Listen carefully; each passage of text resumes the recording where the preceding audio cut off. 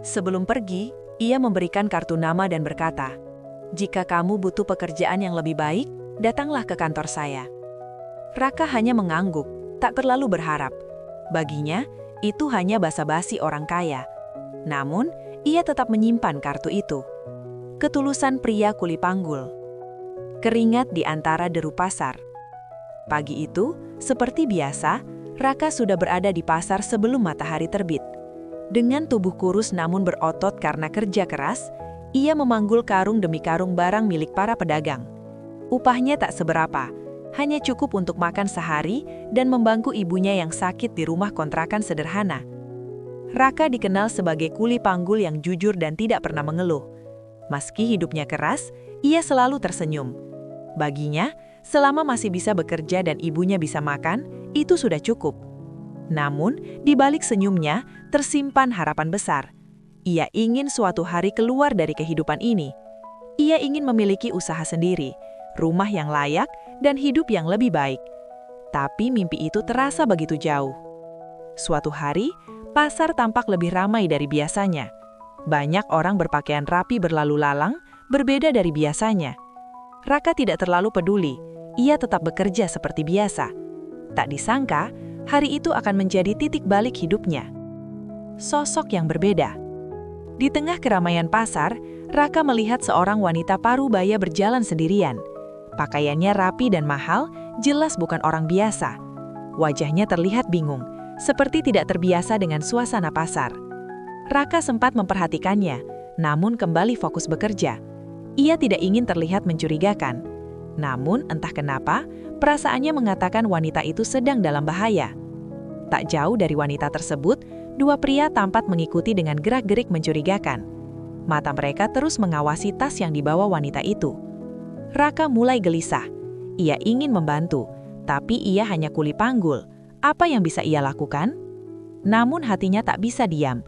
Ia terus mengamati dari kejauhan, bersiap jika sesuatu terjadi. Detik-detik menegangkan. Tiba-tiba, salah satu pria itu mendekat dan mencoba merampas tas wanita tersebut. Wanita itu terkejut dan berteriak minta tolong. Orang-orang di sekitar hanya melihat, tak berani bertindak. Tanpa berpikir panjang, Raka langsung berlari. Ia menerobos kerumunan dan menarik tangan si pencopet. Terjadi perkelahian singkat.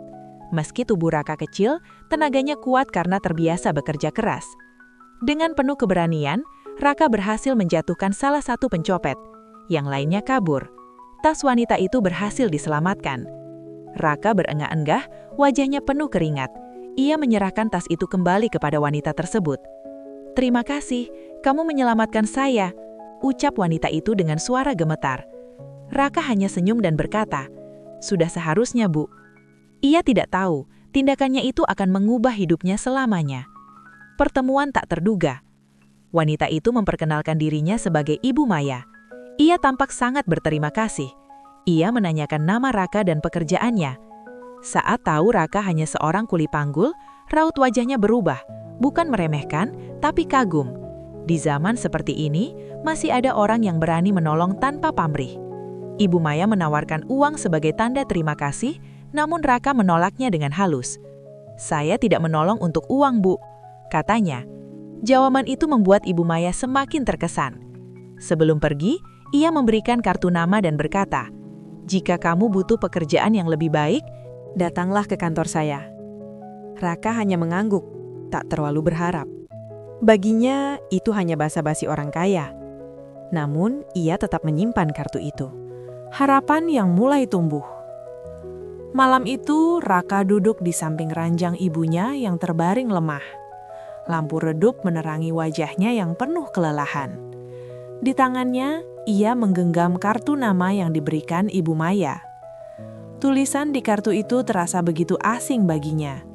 Nama perusahaan besar, jabatan tinggi, dan alamat gedung mewah. "Apa mungkin orang seperti aku masuk ke sana?" gumamnya pelan. Keraguan terus menghantui. Ia hanyalah kuli panggul, tak punya pendidikan tinggi.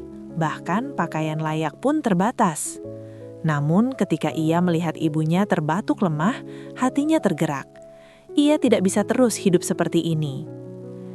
Dengan tekad yang perlahan tumbuh, Raka memutuskan mencoba. Pagi harinya, ia mengenakan baju terbaik yang ia punya, meski sederhana. Langkahnya sempat ragu saat tiba di depan gedung tinggi itu. Namun kali ini ia tidak mundur. Ia menarik nafas dalam, lalu melangkah masuk, membawa harapan yang belum pernah ia rasakan sebelumnya. Kesempatan emas. Begitu memasuki gedung, Raka merasa seperti berada di dunia lain. Lantai bersih mengkilap, orang-orang berpakaian rapi, dan suasana yang sangat berbeda dari pasar. Ia sempat merasa kecil dan tidak pantas berada di sana. Namun ketika ia melihat Ibu Maya, semua rasa itu perlahan hilang. Wanita itu menyambutnya dengan senyum hangat, seolah Raka adalah tamu penting. "Terima kasih sudah datang, Raka," ucapnya tulus. Tanpa banyak pertanyaan tentang latar belakang pendidikan, Ibu Maya justru lebih tertarik pada kejujuran dan keberanian Raka. Ia menawarkan posisi sebagai staf gudang, pekerjaan sederhana tapi dengan gaji tetap dan peluang berkembang. Raka terdiam, matanya berkaca-kaca. Ia tidak pernah membayangkan akan mendapat kesempatan seperti ini. "Apakah saya benar-benar bisa, Bu?" tanyanya ragu. "Kamu sudah membuktikan dirimu," jawab Ibu Maya mantap.